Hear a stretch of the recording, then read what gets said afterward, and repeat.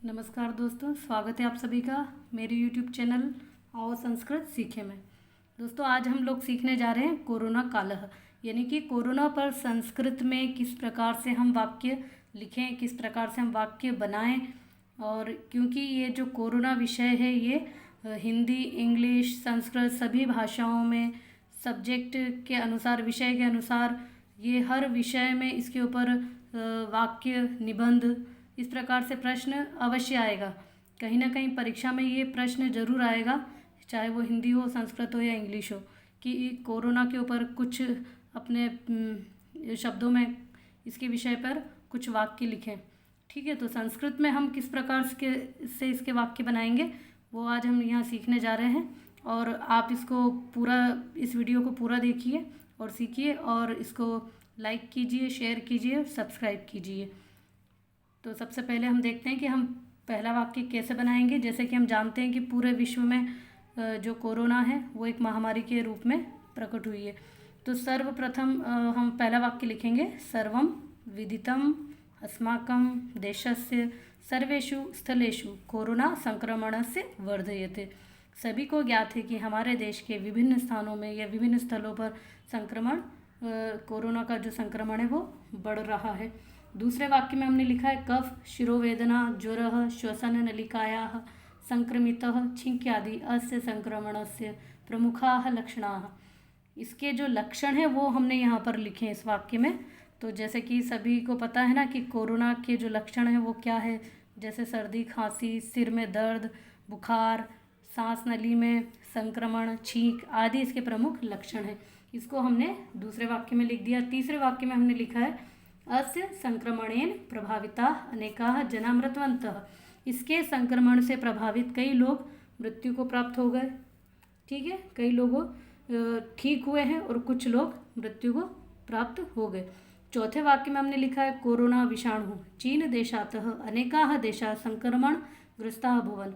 Corona जो virus है, ये जो विषाणु आया है वो चीन देश से अनेक देशों में फैला, या चीन देश से आकर अनेक देश इसके संक्रमण से प्रभावित हुए।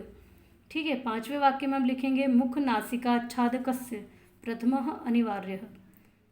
से इसमें जो हमको बचाव करना है वो है हमें अपना मुंह और नाक को ढक कर के रखना, यानी कि मास्क का प्रयोग सर्वप्रथम अनिवार्य है। ठीक है, फिर छठवें में हम लिखेंगे, वयम सततम फेनकेन हस्त प्रक्षालनम कुर्याम।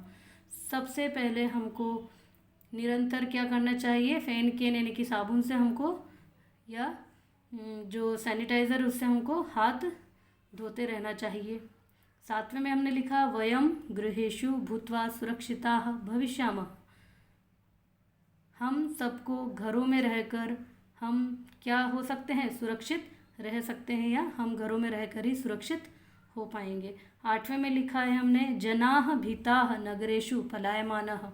लोग डर के कारण नगरों से पलायन कर गए या चले गए। अपने अपने जो मजदूर लोग हैं जो जॉब के लिए बाहर गए हैं, या कुछ ऐसे लोग जो बाहर अपना घर गांव छोड़ कर के बाहर शहरों में अपना काम धंधा करने के लिए गए हैं, वो सभी लोग डर की वजह से शहरों को छोड़ करके निकल गए हैं, पलायन कर गए हैं। नवे पे हमने लिखा है, मास पूर्वे संपूर्ण देशे गृह निर्बंधनेन स्थरीकृतम आसीत्। कुछ महीनों पहले संपूर्ण देश में गृह निर्बंधन यानी कि लॉकडाउन के द्वारा सब कुछ, सारी व्यवस्था रुक गई थी, यानी कि संपूर्ण देश में क्या लागू था, लॉकडाउन लागू हुआ था। 10वें में हमने लिखा है, अस्मात् कारणात् विद्यालयानां कार्यालयानां चलचित्रगृहाणां बृहत्तरापणानाम् अस्ति दुर्दशा। यानी कि इससे, इस कारण, किस कारण से, लॉकडाउन के कारण से जो बड़े बड़े मॉल थे, सिनेमा घर थे, जो कार्यालय, ऑफिस थे, विद्यालय थे, इन सभी की दुर्दशा हमने देखी है। ये सभी की हालत अच्छी नहीं है। 11वें नंबर पे हमने लिखा, अतः सर्वे जनाः सामाजिक स्थलेषु दूरीं सतर्कतां च पालनीय। इसीलिए सभी लोगों को सामाजिक स्थलों पर सामाजिक दूरी और सतर्कता, यानी कि कुछ हमको दूरी का ध्यान रखना है और सतर्क रह करके हम कोरोना से बच सकते हैं, इसका पालन हमको करना है। तो ये संस्कृत में कुछ वाक्य हैं। यहाँ पर मैंने 11 वाक्य लिखे हैं। आप इसमें से जितने भी वाक्य लिखना चाहते हैं लिख सकते हैं। और अगर परीक्षा के लिए आप इसकी तैयारी कर सकते हैं। अगर परीक्षा में इस प्रकार से प्रश्न आ गया तो आप इसे लिख सकते हैं। और इसको आप लाइक कीजिए, शेयर कीजिए, सब्सक्राइब कीजिए। धन्यवाद।